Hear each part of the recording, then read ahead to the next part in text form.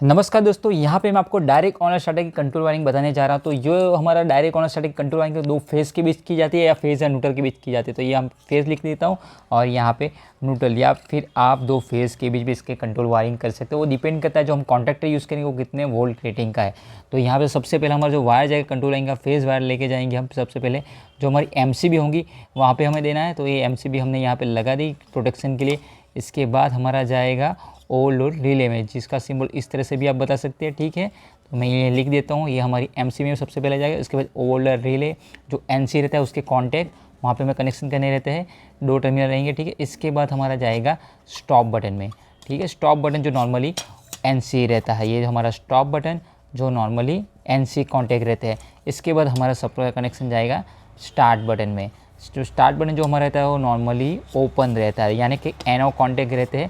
ये चीज़ आपको ध्यान में रखनी होगी कनेक्शन करते टाइम, नॉर्मली ओपन।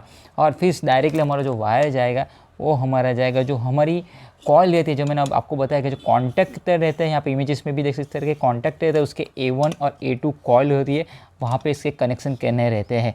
तो ये आपकी NVC कॉइल कहा जाएगा। यहाँ पे इसके A1 और A2 कॉन्टैक्ट रहते हैं, वहाँ पे कनेक्शन करने रहते हैं।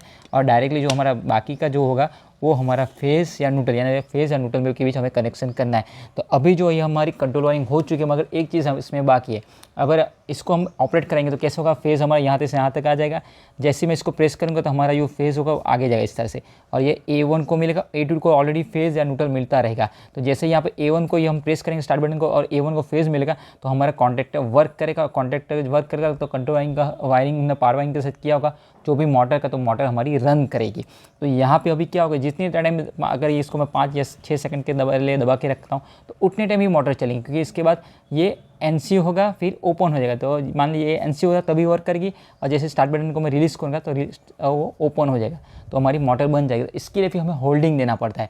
होल्डिंग तो इस पर मैंने डिटेल में वीडियो भी बनाया कि किस तरह से होल्डिंग दिया जाता है। तो यहाँ पे मैं आपको शॉर्ट में समझा दूँ, इस तरह से हम वायर निकालेंगे। स्टार्ट बटन के पैरेलल में जो हमारे कॉन्टैक्टर होता है उसके NO में देना रहता है, उसका NO कॉन्टैक्ट रहता है, उसको होल्डिंग कॉन्टैक्ट कहा जाता है। इस तरह से आप देख सकेंगे, जिसको NO और होल्डिंग कॉन्टैक्ट कहा जाता है। जो होंगे ये जो कॉन्टैक्टर होंगे, आपका जो कॉन्टैक्टर और A1 A2 उसकी कॉइल लगे वो कॉन्टैक्टर के NO होंगे, वहाँ पे इसके पैरेलल में स्टार्ट बटन के पैरेलल में 2 वायर लाख पे निकालने रखने का, तो हमारा कॉन्टैक्टर वर्क करेगा। तो अभी ये कंडीशन में कैसे वर्क करेगा, तो जैसे मैं स्टार्ट बटन को प्रेस करूँगा तो ये भी क्लोज होगा और यहाँ से सप्लाई सीधा यहाँ तक जाएगा। जैसे ही A1 को मिलेगा कॉन्टैक्टर तो ये ऑपरेट होगा और हमारी मोटर भी रन होगी, मगर ये जैसे ऑपरेट करेगा तो उसका जो NO वो NC हो जाएगा, यानी ये NC हो जाएगा। तो फिर ये हमारा स्टार्ट बटन हमको रिलीज़ करेंगे, 5 या 10 सेकंड के लिए दबा के रहेंगे, इसको रिलीज़ करेंगे तो सप्लाई यहाँ से कट जाएगा, मगर ये सप्लाई आपका यहाँ से फिर इस तरह से कंटिन्यूस चालू रहेगा। इसलिए होल्डिंग दिया जाता है डायरेक्ट ऑनर स्टार्टर के कंट्रोल वायरिंग है। तो ये दोस्तों मैंने आपको डायरेक्ट स्टार्टर का कंट्रोल वायरिंग बताया। अगर इसका पावर वायरिंग देखना है तो पूरा वीडियो मैंने ऑलरेडी उस पर बनाया, तो मेरे चैनल पर जाकर मेरा वीडियो देख सकते हैं।